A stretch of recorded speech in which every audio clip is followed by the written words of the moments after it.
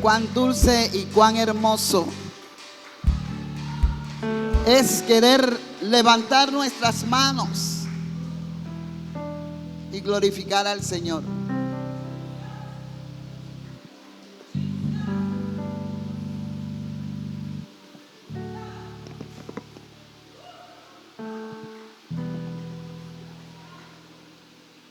Cuán hermoso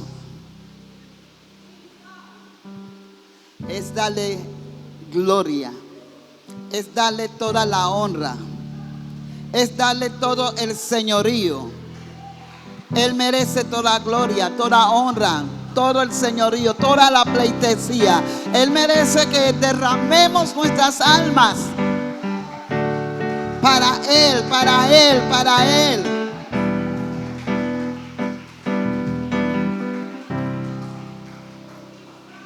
Haz descender tu poder mientras que estamos aquí. Creemos en ti. Creemos en ti, Señor. Alabado sea Dios.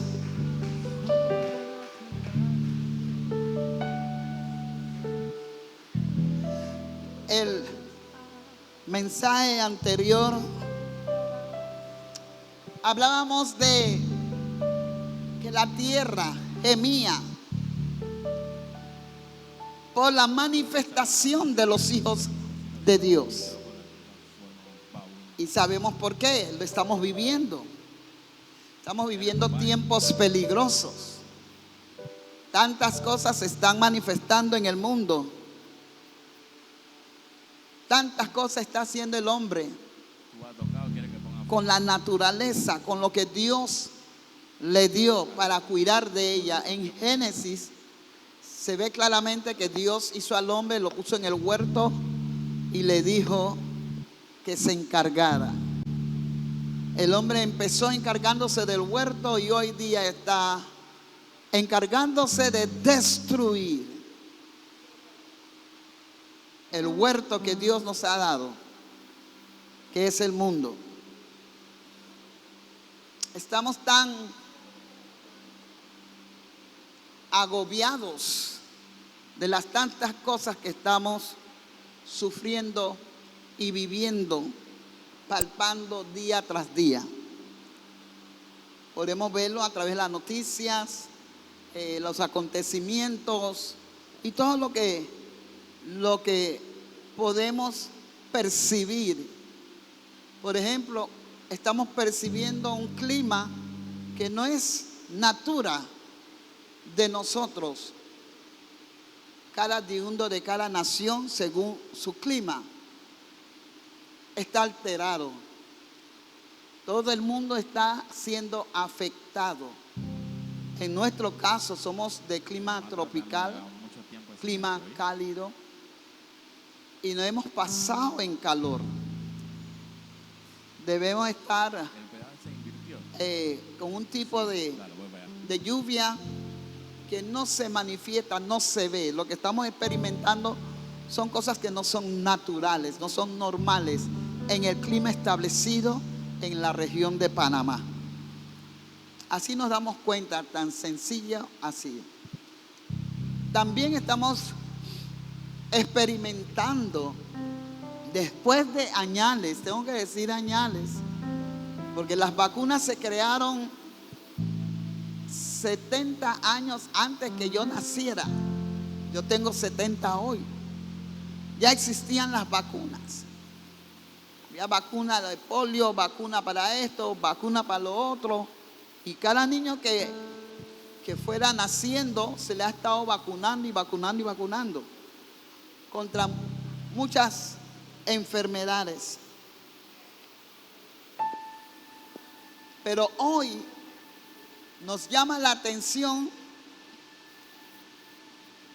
que están como volviendo a manifestarse, entre comillas, enfermedades que ya estaban controlados, que ya estaban dominados por la ciencia, por la medicina, que ya estaban controlados por vacunas, inyecciones y cuestiones que se hacía,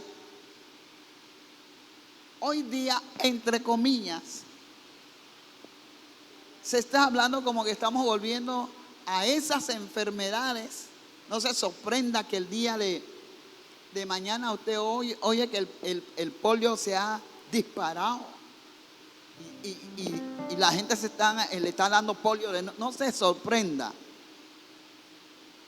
Todo esto es una mezcla, una mezcolancia del ataque biológico que se le está haciendo a la humanidad. Cosas comunes lo están poniendo otros nombres, lo están llamando cepa 1, cepa 2, cepa 3, cepa cuanto quiera saber de cepa.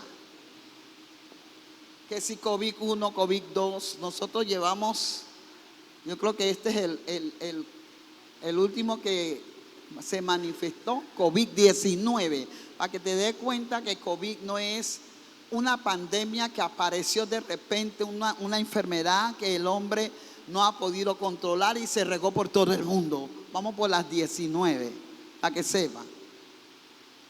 Entonces, están revolviendo todas estas cosas con el fin de alterar a la humanidad, con el fin de provocar en la humanidad desestabilidad, desaciertos, un futuro incierto, tantas cosas que están provocando en el ser humano que nos sorprenderíamos si llegáramos a poder sentarnos y escuchar y ver la revelación del estado del ser humano sobre la tierra en estos últimos años. Inestable. Pero si la misma tierra está gimiendo por la manifestación de los hijos de Dios, imagínate cuánto más gime. Y de eso vamos a estar hablando hoy. Porque hay gemidos por todos lados, hay gemidos de todas clases. Hay gemidos de mujer abandonada, hay gemidos de hijos huérfanos o desamparados, hay gemidos del desempleado, hay gemidos del que está en la guerra, que termine la guerra, hay gemidos de toda clase. Hay gemidos de los padres que no soportan el carácter de sus hijos.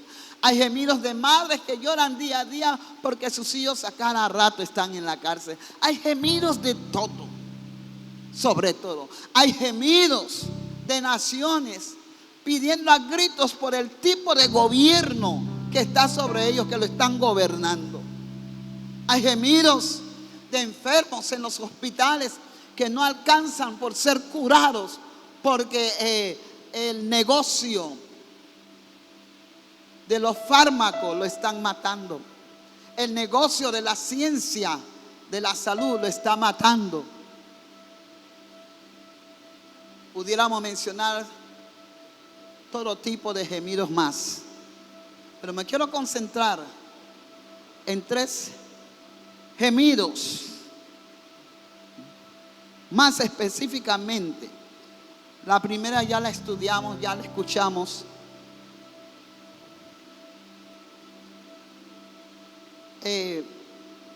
La segunda lo encontramos en el cristiano. El cristiano también está gimiendo. Estoy hablando del cristiano.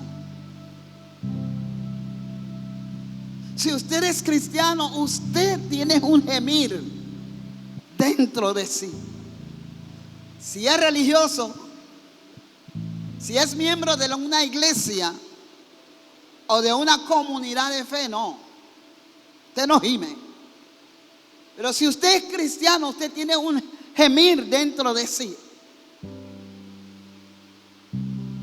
La vida actual incluye dolor, un dolor terrenal, de pruebas, de debilidades físicas, emocionales. pero tenemos una esperanza futura en Cristo Jesús. Estamos viviendo esto. Aflicciones, necesidades, angustia, pérdidas, desamor, abuso de autoridad, sometimientos injustos. El anhelo de una transformación completa es la que buscamos, por cómo está el tiempo, por cómo está la atmósfera, cómo está el hombre. La Biblia dijo que en los postreros días vendrían hombres amadores de sí mismos. Y hay una palabra ahí que le pega duro, dice detractores. Aparte de detractores, creadores de todo tipo de mal. Y lo estamos viviendo. ¿Alguien dice amén? Necesitamos, queremos, anhelamos una transformación completa, una libertad, salir de este sufrimiento. Gracias a Dios tenemos ya la ayuda divina, tenemos la presencia del Espíritu Santo que intercede por nosotros en los momentos difíciles. ¿Alguien dice amén? La naturaleza gime según Romanos 8, 29 en adelante, por el desorden, por lo físico, por la caída del ser humano. Por eso gime la tierra. El hombre ha caído, se ha desvergonzado de una manera. Cuán difícil es ver, aceptar, conducirnos en medio de hombres que fueron creados según la imagen de Dios. Y hoy dicen que son ñaños, porque no puedo decir que son mujeres, porque no lo son. Se amañaron y quieren meter a Dios en su amañamiento. Existe esta palabra en el diccionario, si no, métela ahí.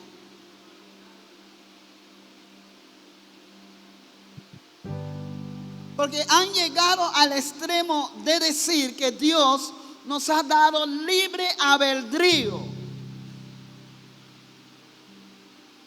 Y si Dios nos ha dado libre albedrío, tenemos el derecho, el privilegio de poder vivir, escoger, hacer, deshacer, aceptar o no lo que queramos, malinterpretando la palabra libre albedrío.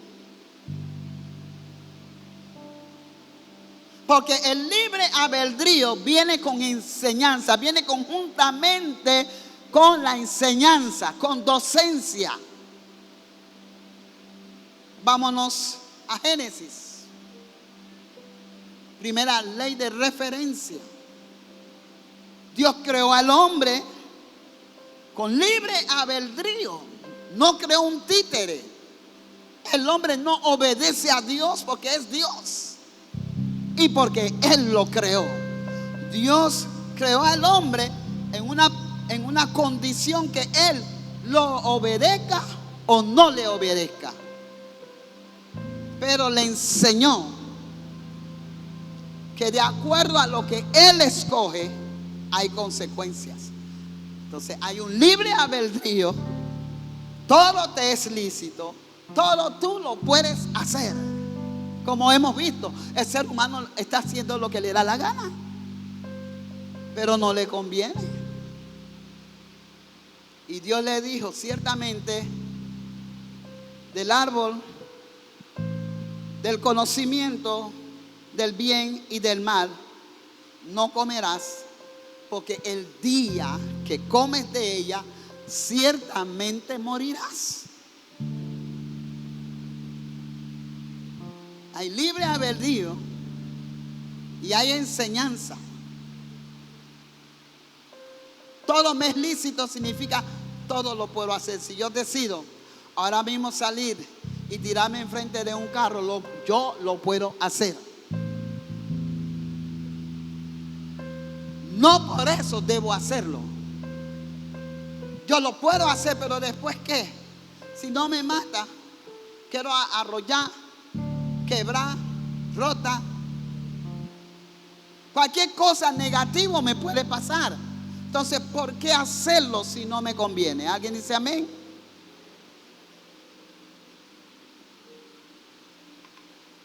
Y por esa libertad que tiene el hombre ha transversado la perfecta voluntad de Dios. A tal magnitud que hoy día cuestionan a Dios. Pero si usted me dijo, si tú me dijiste que yo puedo hacer lo que yo quiera. ¿Quién en su buen entendimiento agarraría un vaso de potasa y se lo tomaría? Porque es líquido. Lo mezcló y, ay, tengo sed. ¿Quién lo haría? Nadie. Entonces no nos justifiquemos delante de Dios. Dice que el término de libre albedrío, y entonces tienes el derecho de hacer lo que te da la gana y que Dios no se meta. A su nombre. El gemido de los creyentes en medio de esta gama de, vamos a ponerle un nombre, locura que vive la humanidad, es fuerte. Es bien fuerte. Porque como cristianos, como seres humanos a la vez, como hijos de Dios, seguimos en este cuerpo, en este templo.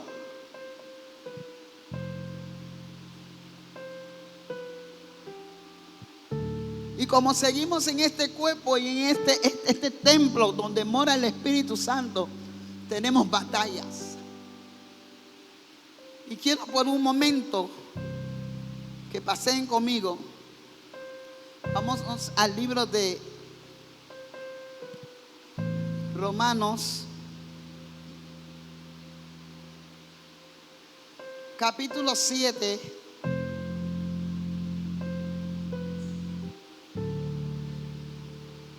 Y el que tenga oportunidad de leerlo todo, después lo lee.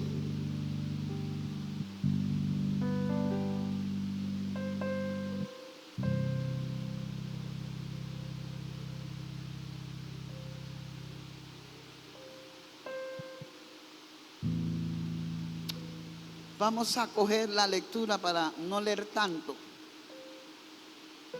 En el verso 15 en adelante, Romanos capítulo 7, verso 15 en adelante. Vamos a leer por un momento para captar algo que Pablo habla del ser humano en su naturaleza humana. Verso 15 en adelante dice: porque lo que hago no lo entiendo, pues no hago lo que quiero,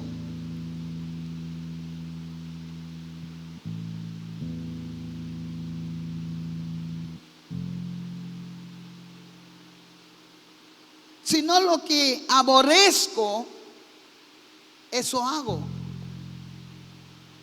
Y si lo que no quiero, esto hago, apruebo que la ley es buena. De manera que ya no soy yo quien hace aquello, sino el pecado que mora en mí.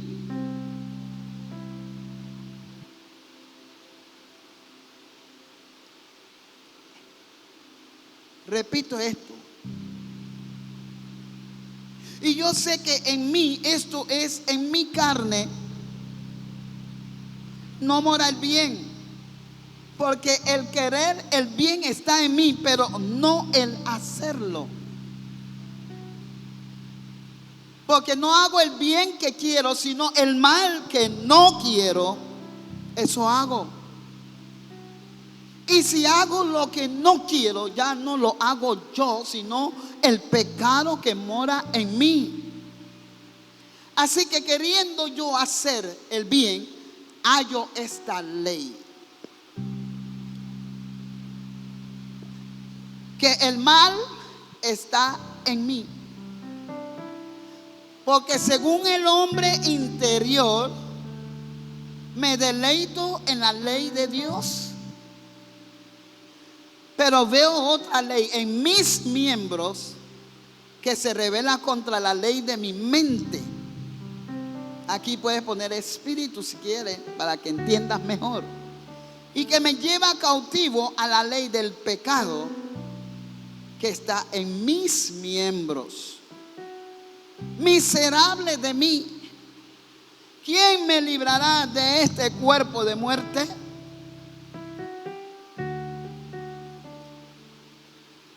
Gracias doy a Dios por Jesucristo, Señor nuestro. Así que yo mismo con la ley, con la mente sirvo a la ley de Dios, mas con la carne a la ley del pecado. Pablo, en esta alegoría o metáfora que él presenta en cuanto a la ley y en cuanto a la existencia del hombre, proyecta la naturaleza del hombre. A veces cuando juzgan a una persona en un juzgado y le preguntan ¿por qué hiciste tal cosa?, la persona dice: yo no sé qué me pasó, yo no quería hacerlo, pero lo hizo. Como dijo Pablo, el bien que quiero hacer no lo hago, pero el mal que no quiero, eso termino haciéndolo. Esa es la naturaleza del hombre.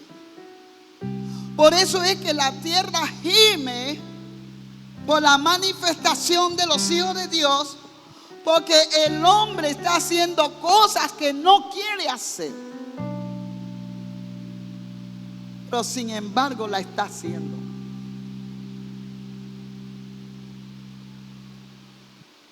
Sin embargo lo está haciendo. Esos pocos de artistas, por fama, por querer ser famoso, por ganar fama, han hecho pacto con el diablo, han sacrificado sus propios cuerpos en lascivias y tantas cosas para llegar a la altura, para estar en fama. Pero si tú les preguntases personalmente, como algunos han salido en las redes llorando, que realmente no quisieron hacer eso, pero por causa de la fama lo hicieron. Hay personas que han puesto a sus padres en el asilo y no es lo que han querido hacer. No les ha quedado de otra, que han tenido que ponerlos en el asilo y no lo han querido hacer. Hay padres que han echado a sus hijos de su casa y no lo han querido hacer, pero se encuentran haciendo cosas que realmente no quieren hacer. Y lo que quisieran hacer no lo hacen por las circunstancias y las condiciones. Ese padre que tiene, ese sicario, ese pandillero que no escucha, que está trayendo dolor y sufrimiento a la casa, quisiera tener a su hijo en la casa, pero deja que se vaya Porque teniéndolo en la casa no logra dominar que no sea o que no continúe siendo un sicario, un pandillero. Cosas que no quiere, hace. Y cosas que quisiera hacer, no lo hace. Porque no conviene. Sería un patrocinio a un hijo sicario. Yo he oído los pelados en la cárcel decir: madre es madre. Y por eso hoy en estos días dieron una estadística de la preventiva de la asistencia o del reclutamiento de gente en la preventiva. De lo que es la preventiva. La preventiva es agarrar a una persona y tenerlo ahí por unos cuantos tiempos, después lo sueltan. Y decían de esta estadística y de este sistema que se colapsó, que ya la preventiva no es preventiva. Raimundo y todo el mundo está encerrado de por vida, por así decirlo. Ya lo que es la preventiva no es. Está tan embotado de muchachos, de hombres, de mujeres, que lo han tenido que dejar ahí porque no alcanza el tiempo de atender uno por uno con los expedientes que hay. Y el que entró posiblemente por 48 horas lleva 3 años esperando que lo llamen a juicio.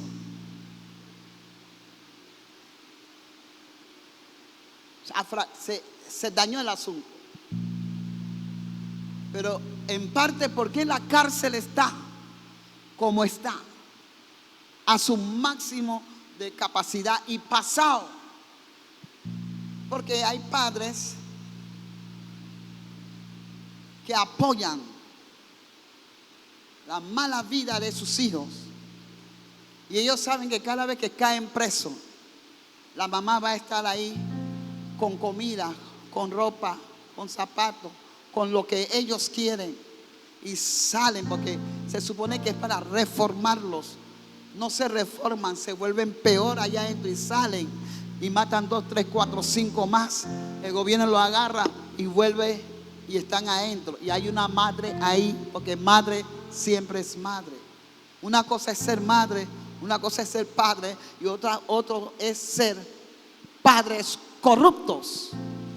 Que por causa de esos padres la nación está como está. La mayoría que están presos son jóvenes. La mayoría fueron jóvenes. Muchos de ellos ya son adultos hoy. Hello. Por una mala cabeza. Por tener eso dentro de querer hacer el bien, pero no lo hace porque es su hijo. No lo hace porque es fulano. Hasta la ley está corrupta. En un tiempo cuando ministraba bastante en las cárceles de Colón y andaba entre la policía, el juzgado, oí la expresión donde los oficiales o los establecedores de la ley decían que no se le puede meter preso a fulano de tal, porque ahí aparece el padrino, la madrina, aparece fulano, mengano y pereceo. Cuando vas a arrestar a Cecilia, el comandante es el tío de Cecilia. Cuando vas a arrestar a José, el capitán de la policía es el abuelo. Decían, en Colón todos son familia. Pero son los que deben hacer cumplir la ley. Pero porque hay un ahijado, un hijo, un primo, un sobrino, una cuñada, un cuñado, un papá o una mamá el bien que quiero hacer, no lo hago. Y el mal que no quiero, eso hago. Porque el que calla otorga.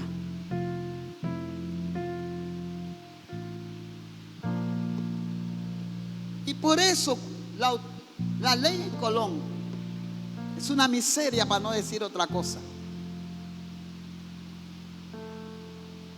Tú metes a alguien por esta puerta y sale por la puerta de atrás. Porque esa es la naturaleza humana. Sabemos lo que es bueno y lo queremos hacer, pero no lo hacemos por condiciones, por consecuencias, por situaciones. Entonces, Pablo está hablando y muestra cómo es el ser humano. Esa es la naturaleza, hermano. Eso va a ocurrir siempre. Vimos a un presidente actual que tenemos abrazar, entre comillas, a un amigo, y en el tiempo de las elecciones le mete una daga en la espalda. Porque esa es la naturaleza del hombre natural, del hombre sin Dios. Amigo en el momento, por la conveniencia que hay. Después que obtienen lo que tienen, se quitan la máscara. Esa es la naturaleza. Y Pablo desglosa punto por punto cómo es que esta naturaleza humana se manifiesta.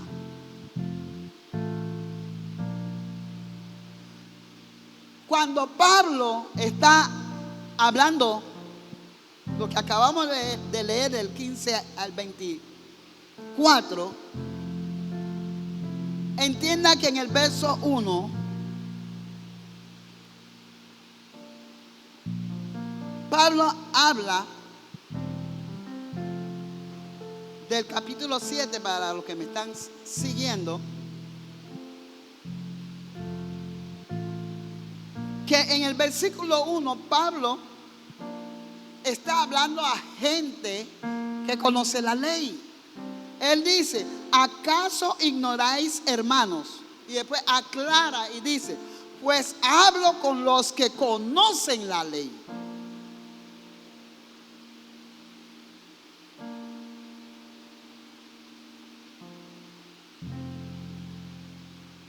Lo que acabamos de leer del verso 15 al 24, Pablo está hablando a gente que conoce la ley. Como son gente que conoce la ley y él conocía la ley, él toma el ejemplo de su humanidad natural y le está explicando, porque ya Pablo ahora no era solamente un conocedor de la ley, sino un hijo de Dios. Y él hace la comparación de simplemente conocer la palabra de Dios y otra, vivir la palabra de Dios. Entonces está hablando con los doctores, con los conocedores, y le dice: le estoy hablando, ustedes conocen la ley, y la ley es esta, que desde que el hombre está, lo voy a leer, dice que la ley se enseñará, que la ley se enseñará al hombre, que la ley se enseñoreará, gobernará, pues la ley dominará al hombre en tanto que este hombre vive. Pablo estaba hablando de la humanidad, la naturaleza del hombre, que hay ley. En eso él explica: yo no sabía que codiciar era codiciar hasta que la ley me lo dijo. O sea, que lo que tenía la pastora, la cartera, me gustaba, yo lo codiciaba. Yo quiero esa cartera. Yo no quiero una igual, yo quiero esa cartera. Eso es codiciar lo ajeno. Y para mí era un querer que yo quiero. Eso no tiene nada malo. Según Pablo está diciendo: yo no sabía que querer la cartera que es de la pastora Doreen era codicia, hasta que la ley me dijo: no estés codiciando lo ajeno,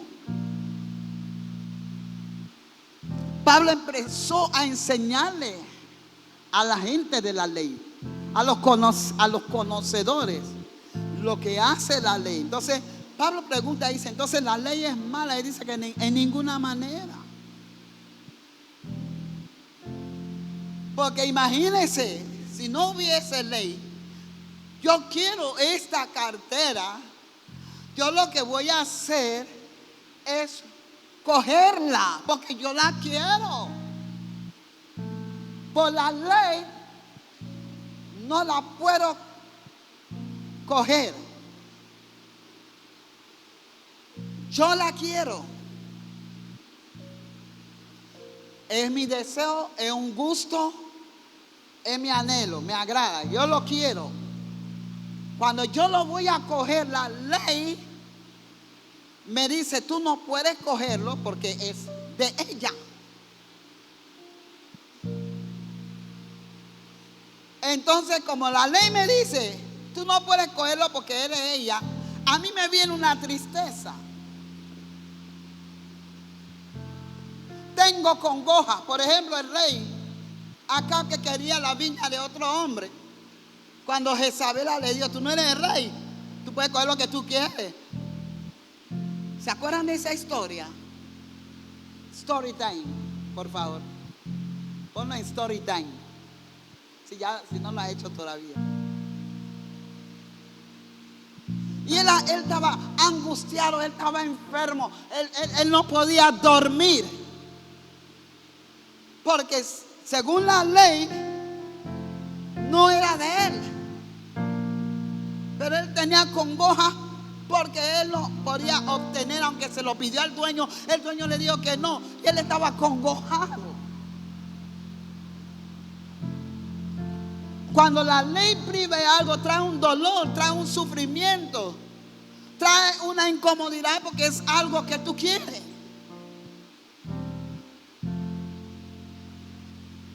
Imagínese que usted quiere probar toda la droga que existe en el mundo, pero la ley te dice, lo pruébate, ya sabe lo que te va a pasar. Entonces está acongojado, te entristece, está incómodo porque no ha podido probar todas las drogas que quiere. O imagínese que usted quisiera tener 10 mujeres. La ley te dice, te corresponde uno y te acongojas. Por eso la ley es mala, es lo que Pablo está enseñando. Por eso que la ley es mala. Dice, no. La ley va a caer pesado, como decimos por ahí, porque nos priva de algo que nosotros queremos, aunque lo que nosotros queramos no es bueno, no nos favorece, no nos conviene, pero lo queremos. Y la ley priva y dice que no. Ahí viene la afectación. Por eso Pablo decía que la ley no es mala.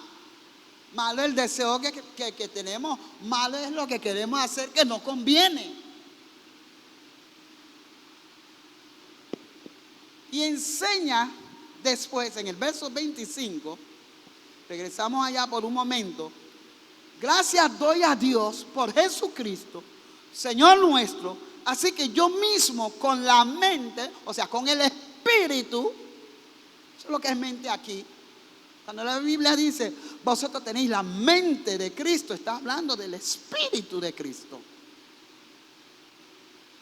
Y entonces dice, así que yo mismo, primero habló como humano y luego está dando la referencia de un humano, cómo la puede vivir sin problemas con la ley.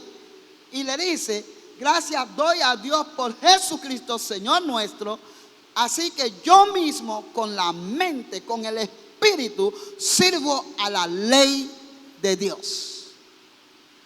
Mas con la carne, la ley del pecado. No quiere decir Pablo que él andaba pecando por ahí.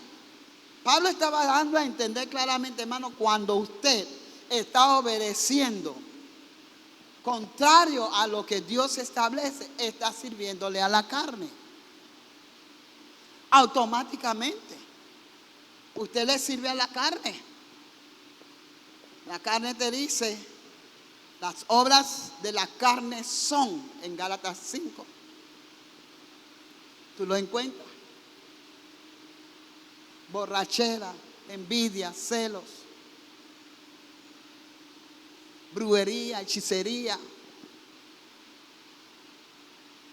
orgías, odio, rencor. Todo lo carnal, adulterio, fornicación, todo lo que tú obedezcas a cumplir, dice Pablo, lo hago en mi carne. Mi carne obedezco a la ley de la carne. Obedezco a la ley del pecado en la carne. Continúa, en vez de poner capítulo 8, pareciera verso 26. Pero es el capítulo 1 de Romanos 8, que dice, ahora pues, o sea, lo explicó los dos términos. Ahora va a dar el veredicto sobre la realidad de la ley y la gracia a Dios por Jesucristo. Ahora pues, dice, ninguna condenación hay para los que están en Cristo Jesús. Los que no andan conforme a la carne. No hay condenación. Yo vengo hoy a hablarle a esas personas que no andan según la carne.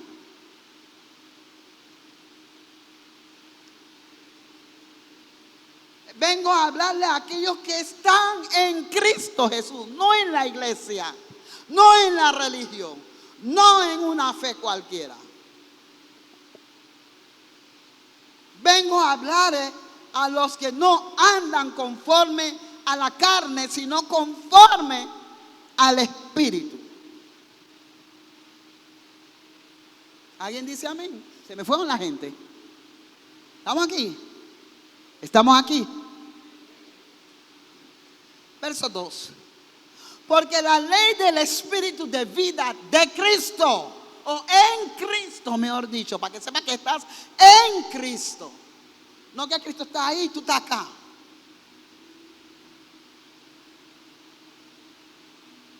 Porque la ley del Espíritu de vida en Cristo Jesús me ha librado de la ley del pecado y de la muerte.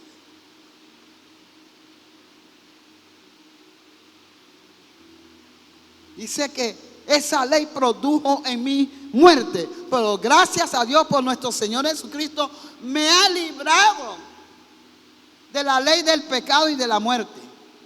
Porque lo que era imposible para la ley decía, adulterio es pecado, mereces morir.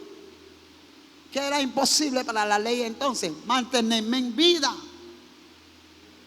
La ley me mata por causa del adulterio.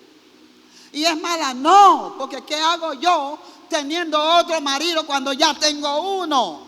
Así que yo misma me meto en el problema de adulterio por tener otro marido cuando ya tengo uno. Yo mismo me meto en problemas cuando sé que si no estoy casado o casada, me meto a fornicar.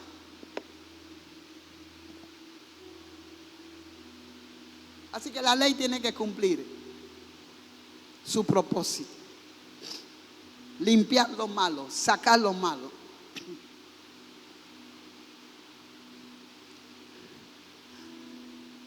Porque lo que era imposible para la ley, por cuanto era débil por la carne, la ley era buena. La ley dice no adultera, pero la carne, me gusta ese hombre, oh que Ken, ay me gusta ese colágeno, está bueno. La carne, pero no es tu esposo, pero estás casado, o no te has casado, pero lo quiero, como quería la cartera y lo cogí. No puedo adueñarme de algo que no es mío. Entonces, como la carne era débil, Dios enviando a su Hijo en esta debilidad que tenemos nosotros, llamados carne, en semejanza de carne, de pecado, en semejanza, no que vino como pecador, solo como la semejanza. Jesús se hizo igual a ti y a mí, se hizo ser humano. Eso se llama semejanza. Hello, a su nombre. Ah, ¿no me cree? ¿Qué dice la Biblia en Génesis? Dios hizo al hombre ¿a qué? A su imagen y semejanza. ¿Quién aquí es como Dios? ¿Quién es Dios aquí? Ninguno, solo fuimos hechos a su imagen y semejanza. Es una imagen, una semejanza. No somos Dios. Bueno, así mismo Jesús, siendo Dios, se hizo hombre. No que es hombre, Él no es hombre, Él es el Todopoderoso. Por eso cantábamos: quiero levantar a ti mis manos, maravilloso Señor, milagroso Jesús. Llena este lugar de tu presencia, haz descender tu poder a lo que estamos aquí. ¿Cuántos creen en Él? En semejanza de hombre, pero es Dios. Solo tomó la semejanza de hombre, se hizo hombre. Él no es hombre como muchos lo quieren tildar. Conocemos a Jesús, conocemos a sus hermanos y conocemos a su mamá y su papá José. Y es más, conocemos que José ni es su papá, es su padrastro, porque María fue infiel. María quedó embarazada y José aceptó la barriga de María. Así habla la gente. Por eso Jesús es hombre.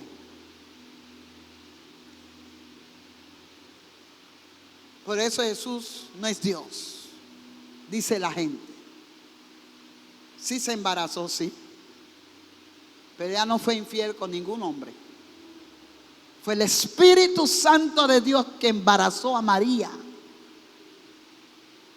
Los hermanos de Jesús, como Santiago y Jacobo, sí eran hijos de María con José. ¿Alguien dice amén? Lo que era imposible para la ley, por cuanto era débil por la carne, Dios envió a su Hijo en semejanza de carne, de pecado, y a causa del pecado condenó al pecado en la carne. Por eso los creyentes gemimos. Hay una condenación en la carne. Por eso que tenemos que estar orando todos los días, a cada momento, manteniéndonos en comunión, porque la carne está condenada, porque ella nada más sabe obedecer a la ley del pecado. Pablo lo dijo: veo que en mis miembros, él no estaba hablando, él no estaba pastoreando ni una iglesia para decir que él nota que en sus miembros está el pecado. Él estaba hablando del cuerpo, sus órganos íntimos, su lengua, su ojo, su oído, sus pies, sus manos. Ahí está. La mano, ¿qué hace? La mano representa nuestras obras. Yo robo el diezmo, nadie ve. Robo la ofrenda, nadie lo ve. Meto la mano, toco lo que no debo tocar, nadie lo ve. Pero lo estoy haciendo. Con esta misma mano, mis miembros, dice Pablo, practico la masturbación. Nadie lo ve. Con estos miembros, los pies, voy y entro a lugares donde no debo entrar. Voy a lugares donde no debo ir. Con estos miembros escucho lo que no debo escuchar. Con estos miembros hablo lo que no debo hablar. Con estos miembros miro lo que no debo mirar, etcétera, etcétera, etcétera, etcétera. Hallo en mis miembros que está el pecado. Esto es en mis miembros, dice Pablo. Y corre al versículo 1 del capítulo 8 de Romanos y dice: pero ninguna condenación hay para los que están en Cristo Jesús, los que no andan según la carne. Lo dice clarito.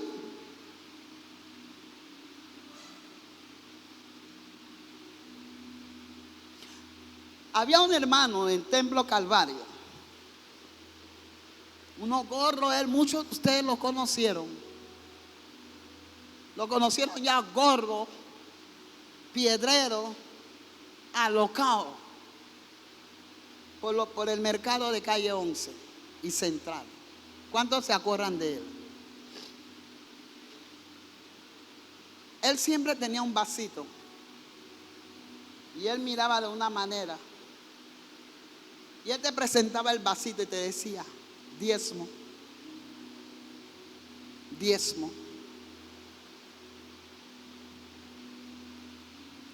La gente cree, porque unos ingenuos se levantaron en las pantallas a enseñar que no se debe diezmar,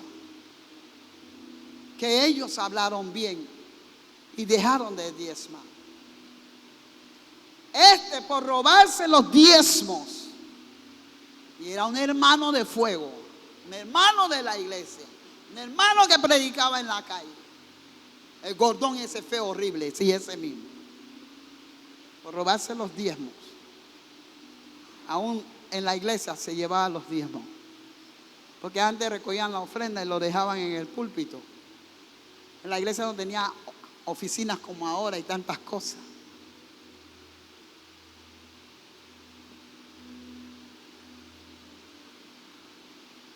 Y así quedó hasta que murió. No sabes cuántos más pastores, hermanos, cristianos están estrellados, para no usar la palabra F, en la vida, y ya no existen, porque creen que son más vivos que Dios con el diezmo y la ofrenda. Eso es en tu carne. Tu miembro dice: no pague. No lo que habló fulano de tal. Estuve leyendo el libro de el pastor misionero John, y él hablaba del diezmo. Y él dice: yo no puedo percibir, no puedo entender cómo puede haber personas que no le diezman a Dios para la obra de Dios, para el ministerio y para el ministro de Dios. No lo puedo entender, dice. ¿Tú sabes lo que él dijo en su libro?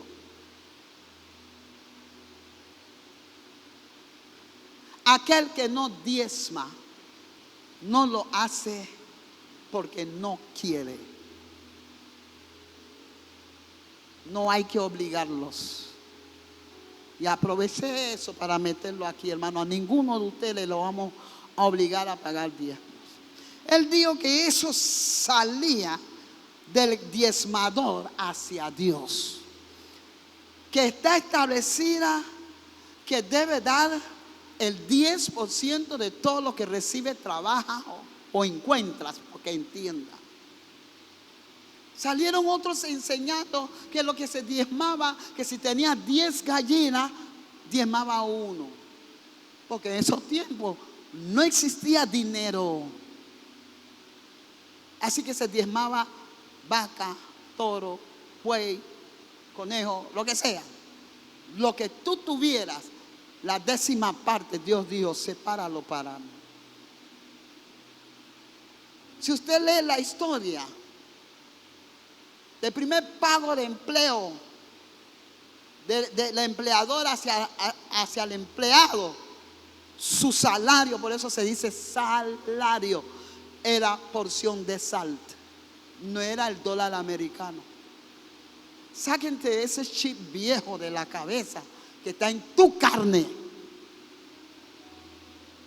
Y la sal era sentido de preservación.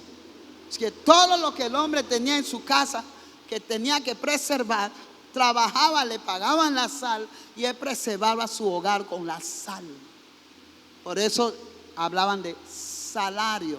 Cambiaron ahora hay que honorarios y otros, muchos otros nombres que le ponen hoy. Pero vayan a la historia.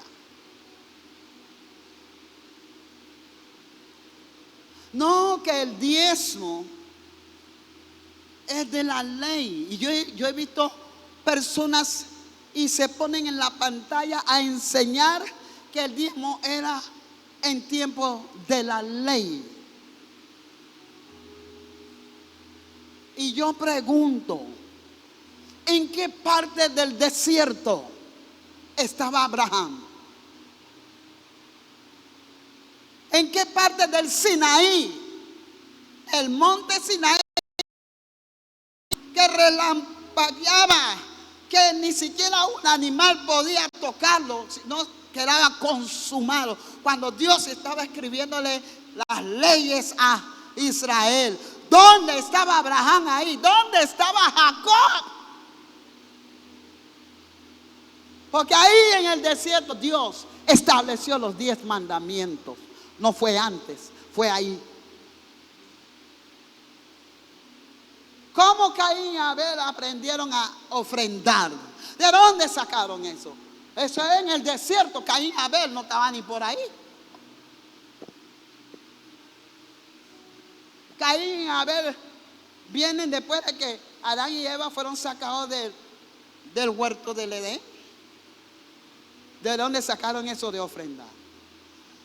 Cuando Abraham fue a rescatar a Lot y consiguieron el botín, y Abraham a Melquisedec, el sacerdote que existe por los siglos de los siglos, que nadie sabe de dónde es, de Salem,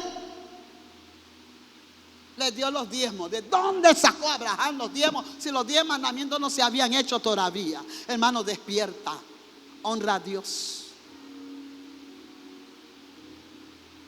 Dios afirma el diezmo en los 10 mandamientos. Fue en la ley que Dios afirma que hay que diezmar. Eso el hombre lo hacía espontáneamente porque aprendió en el Edén de Adán y Eva. Adán tuvo que haberle enseñado que voy a poner una cifra. No es que fue así, no me malinterprete ahora. Habían 10 árboles. Dios le dio 9 árboles a Adán y le dio el número 10 mío, no lo toque. Ese es mío.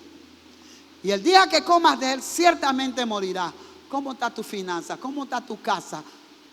¿Cómo estás tú sumergido en deuda? ¿Por qué? El árbol número 10 te lo estás comiendo. Te lo estás comiendo y justificando con la porquería de la mente de aquellos que dicen que usan la Biblia para su perdición.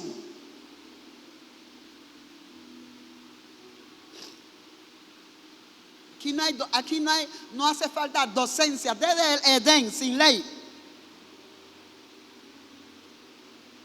Caín y Abel, Noé, Abraham. Llega la época de Jacob.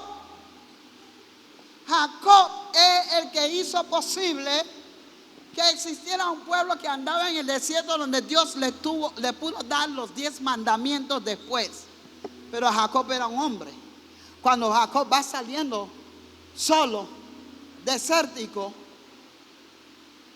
pone la cabeza en una roca a dormir porque cae la noche. Cuando duerme tiene una visión, ve una escalera que va del suelo hasta arriba, y después dice que veía ángeles bajar y ángeles subir. Se levanta y dice: verdaderamente, por eso se llama Betel. Esto es casa de Dios. Story time. Ya te di otro título.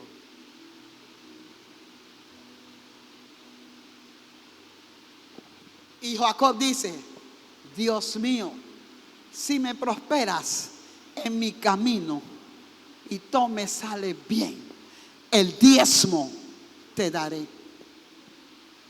¿Dónde estaban los 10 mandamientos, pastora? Estaba ahí con Jacob. Lo cargaba Jacob. No, Jacob no era ni judío. No existía eso de judío ni Israel, porque después que va de regreso a su casa, Dios le cambia el nombre. Pero de allá se pagan los diezmos. ¿A quién? A Dios. Es a Dios.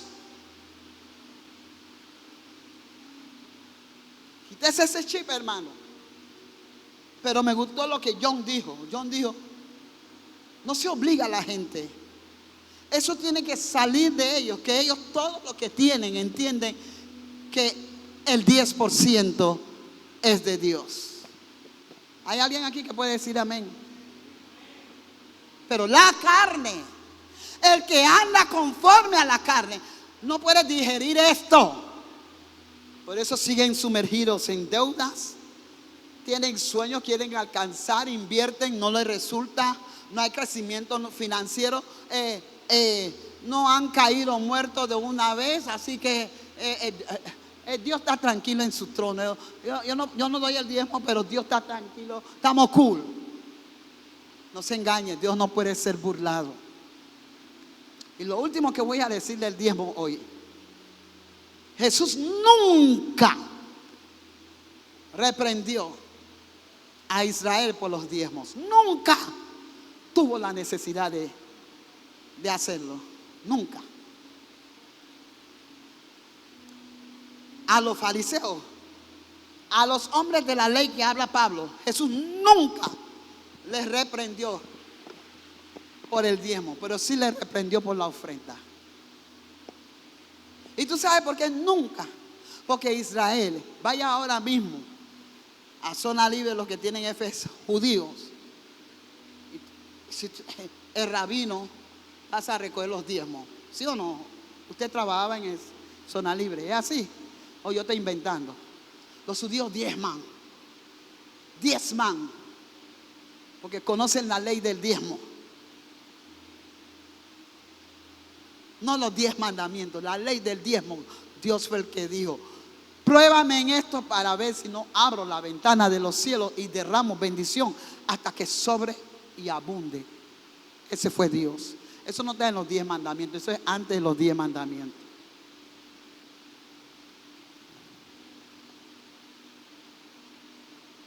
¿Por qué los reprendió? Porque eran tan cumplidor de la ley que agarraban. Los judíos tenían problemas con el mandamiento de que honra a tu padre y a tu madre. En los 10 mandamientos, los judíos tenían ese problema. Aquí en esta época moderna, el problema de nosotros es diezmarle a Dios. Pero el problema de los judíos era coger de su bien y honrar, atender a su padre y a su madre.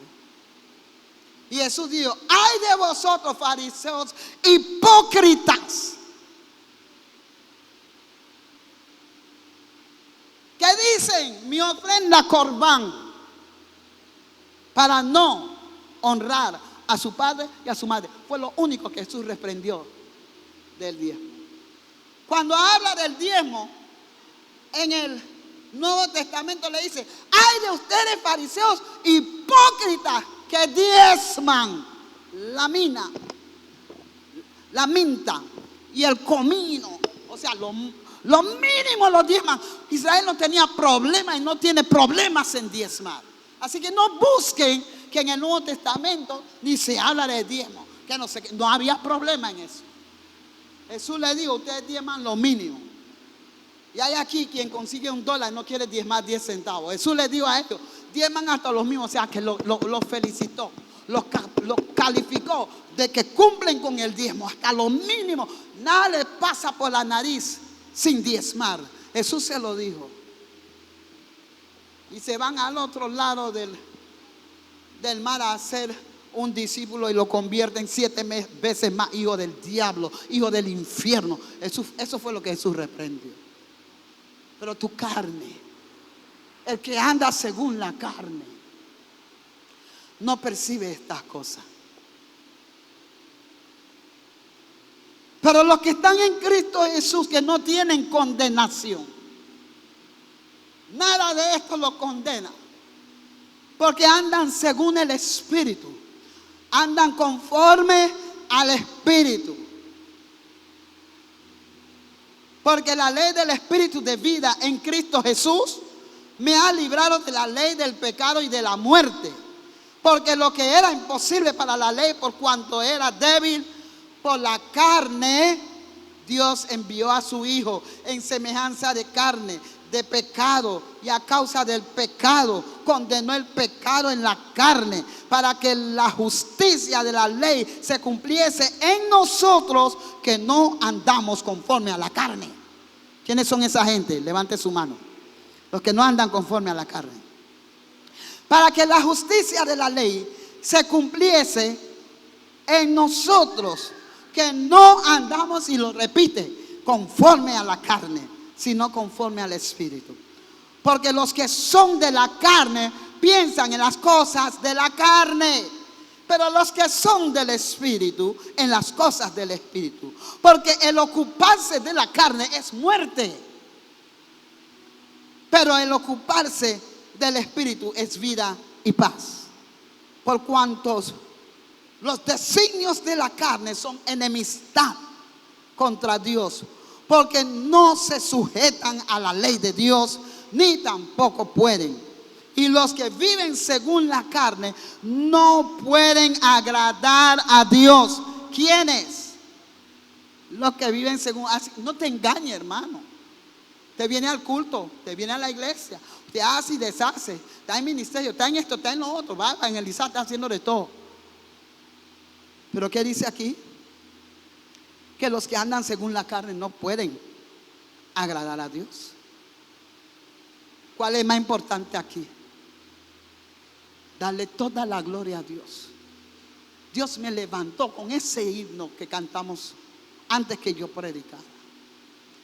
Y vine aquí de las 5 y pico de la mañana. Dios está buscando toda su gloria de ti. Dele toda la gloria a Dios. A Dios sea la gloria. Más nada ni más nadie. Honran más a los hombres y la criatura que Dios creó, que al mismo Dios que estableció en su palabra lo que estableció.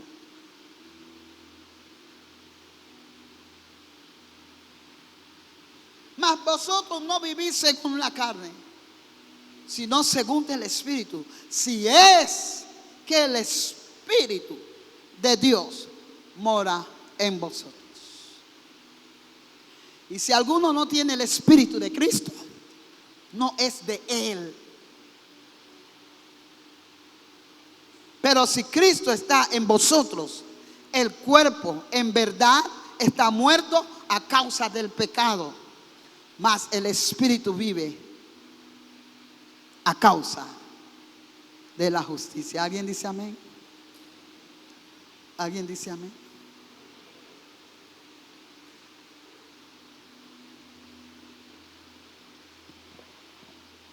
Y si el Espíritu de aquel que levantó de los muertos a Jesús mora en vosotros, el que levantó de los muertos a Cristo Jesús vivificará también vuestros cuerpos mortales por su Espíritu que mora en vosotros. No que mora con vosotros. El que es de Dios tiene el Espíritu de Cristo en él. No digo amén. Así que, hermanos, deudores somos, no a la carne, para que vivamos conforme a la carne. Porque si vivimos conforme a la carne, morirás. Mas si por el Espíritu Santo hacéis morir las obras de la carne, viviréis. Porque todos los que son guiados por el Espíritu de Dios, estos son hijos de Dios. Entonces dice, pues no habéis recibido el espíritu de esclavitud para estar otra vez en temor, sino que habéis recibido el espíritu de adopción por el cual clamamos, Abba Padre, papacito mío. El Espíritu mismo da testimonio a nuestro espíritu de que somos hijos de Dios. ¿Cuántos hijos de Dios hay aquí?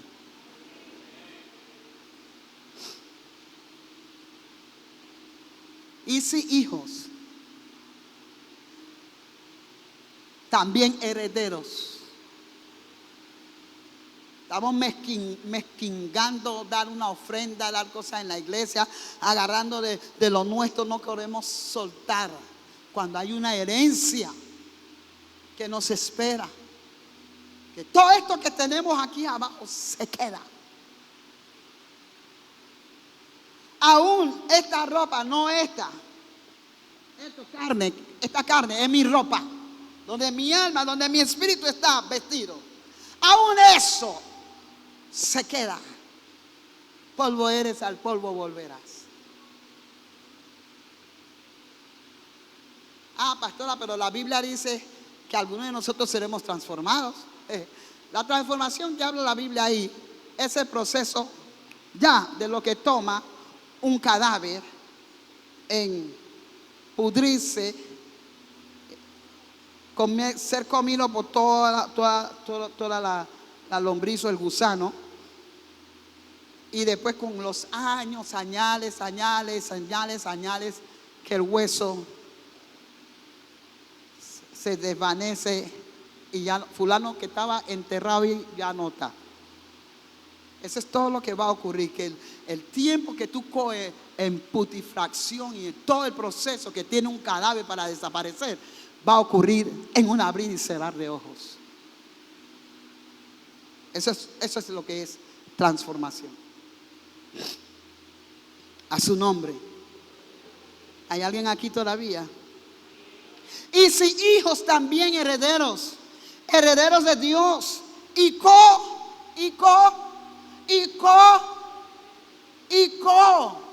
pero no es un cualquier el heredero aquí con Cristo. Ay, Dios mío, aleluya. Yo no soy coheredero con mi hija, con mi hijo, con mi primo, con mi mamá, no, con Cristo, y coherederos con Cristo, si es que padecemos juntamente con Él, para que juntamente con Él seamos glorificados. Pues tengo por cierto que las aflicciones del tiempo presente, lo que estamos viviendo ahora, no son comparables con la gloria venidera que en nosotros ha de manifestarse. Y ahí es donde vamos, que empezamos con el anhelo ardiente de la creación que dimos en la prédica anterior, para caer. Ahora sí, este es el mensaje. Todo lo que hice fue la introducción. Terminamos con el mensaje.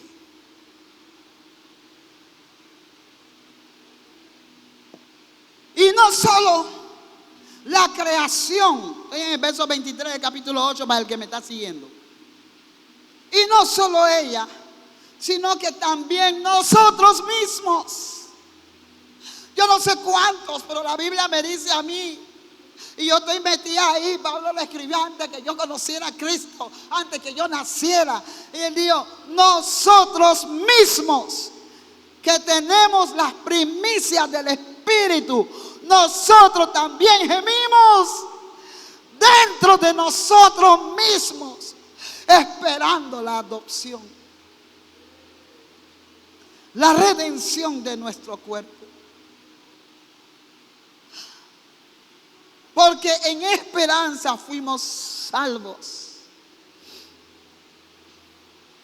Pero la esperanza que se ve no es esperanza. Pauto aquí para decirte, la esperanza que tú estás viendo, un buen trabajo, la capacitación escolar, universitaria, salir como profesional, tener un buen empleo, tener dinero, esa esperanza que se ve, hay que esperarlo. Eso se ve, eso va a llegar. Si estás estudiando, eso llega. Si estás buscando un buen empleo, eso llega. Yo estoy sentado aquí esperando que Dios me dé. No, tú no tienes que sentarte a esperar. Por eso digo, porque la esperanza que se ve no es esperanza. Son planes. Porque lo que alguno ve, hay que esperarlo. Hay que esperarlo. Pero si esperamos lo que no vemos, dice, con paciencia lo aguantamos, lo aguardamos.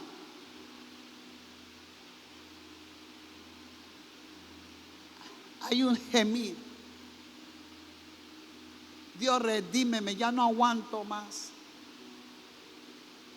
No soporto más. Siento que me voy a caer al despeñadero.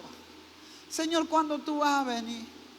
Cada vez que usted camina y falla, resbala o algo, usted se lamenta, se pone delante de Dios y le dice, Señor, ¿cuándo me va a redimir? ¿Cuándo me va a dar ese cuerpo glorioso? ¿Cuándo yo no voy a tener que estar cuidando caer o no caer? ¿Hasta cuándo tengo que soportar la truanería de fulano, de mengano, de pereceo? ¿Hasta cuándo el irrespeto? ¿Hasta cuándo el abuso de autoridad? ¿Hasta cuándo esto? ¿Hasta cuándo lo otro? ¿Hasta cuándo vamos a vivir así como estamos, Dios? Y estamos hasta marginados, ya no, ni podemos salir, Señor. ¿Hasta cuándo no vas a darnos ese mundo que nos tienes prometido? No podemos ir ahí, tenemos que esperar. Por eso es esperanza. Lastimosamente, lo digo yo, que cuando yo acepté a Jesús, yo no me fui por ahí mismo. Lastimosamente la salvación no es así. El que acepta, acepta. Oh, gloria a Dios. Qué lindo sería.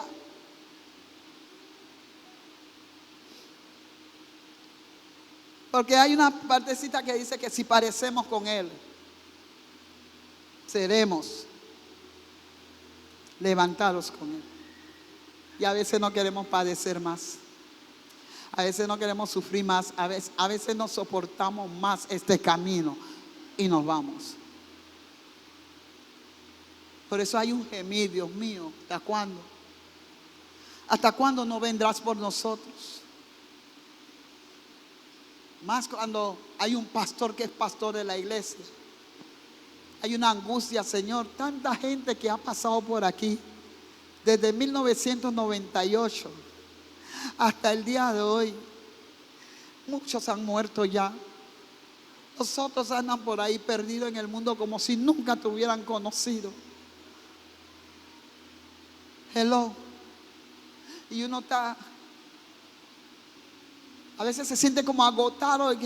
¿Para qué predicar si la gente no hace caso?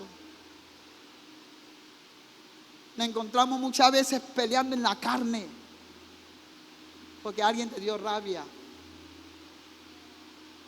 Como un mensaje de voz que mandé a una gente en estos días.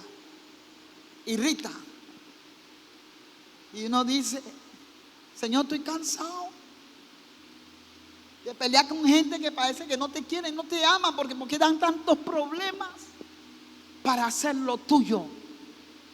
Porque esto no es de un pastor, esto es la viña del Señor.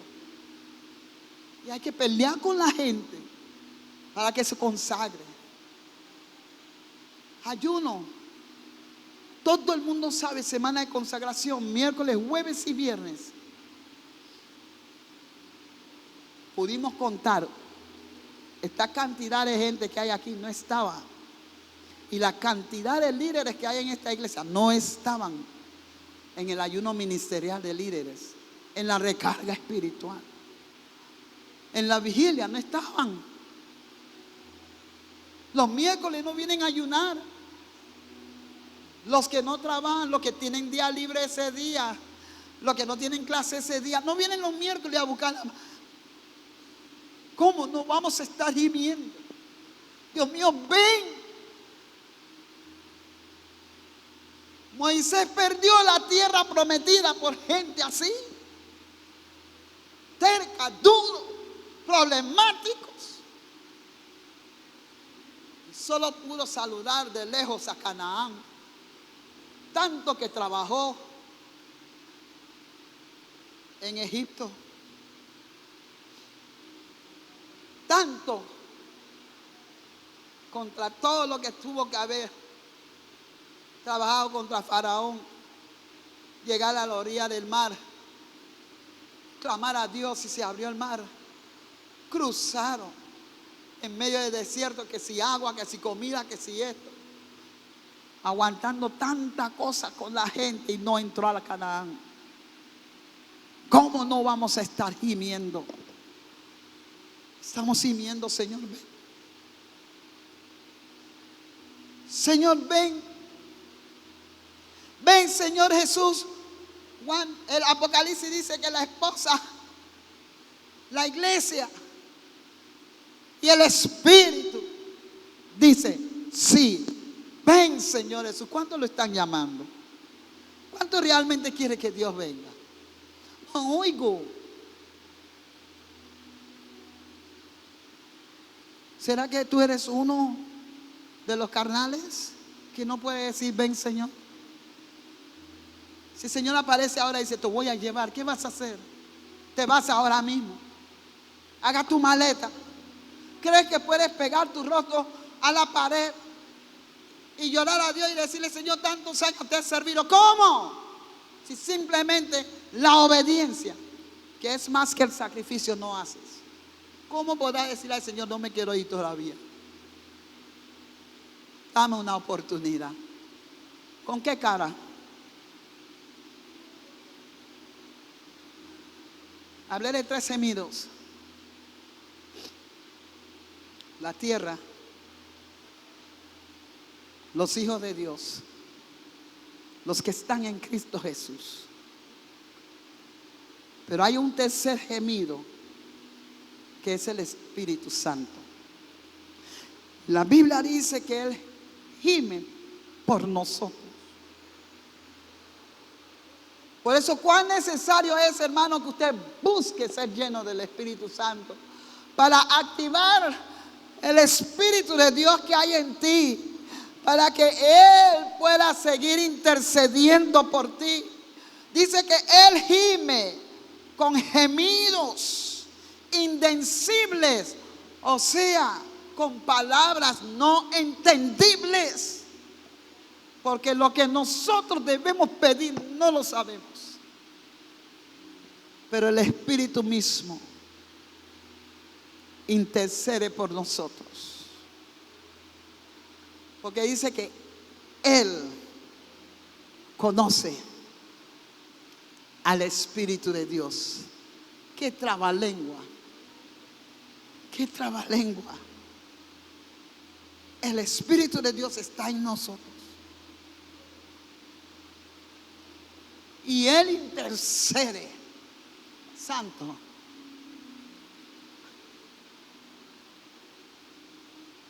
Algo inexplicable, pero es así. Es así. La palabra lo dice.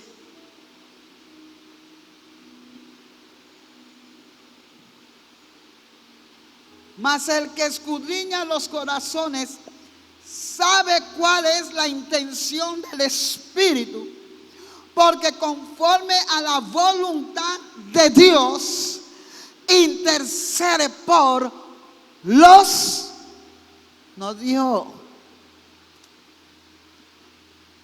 cualquier cosa, ¿Por quién intercede el Espíritu? Voy de nuevo, hermano. La gente que no quiere aceptar que Dios es trino. Tenemos el Espíritu de Cristo en nosotros. Tenemos la mente de Cristo, el Espíritu de Cristo en nosotros. La Biblia dice que el Espíritu Santo intercede por nosotros. Pero también aquí la Biblia dice claramente, mas el que escudriña, ¿quién escudriña? Los corazones. ¿Quién escudriña los corazones? Mas el que escudriña los corazones sabe cuál es la intención del Espíritu. Ahí están los tres. Y la intención del Espíritu dice, porque conforme a la voluntad de Dios, ahí está hablando que el Espíritu Santo, conforme a la voluntad de Dios, ¿qué hace? Intercede por los. Póngase de pie.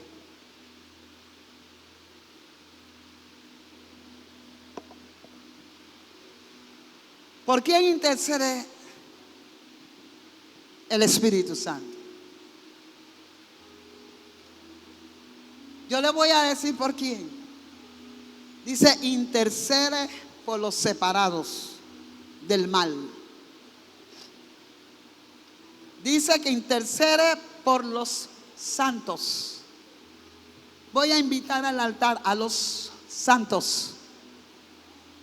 Todos los que son santos, que el Espíritu Santo intercede por ellos, venga al altar. Solo los santos. Los que no son santos no pueden venir, porque Él no intercede por ti. Pero los santos, todos los que son santos, pasen al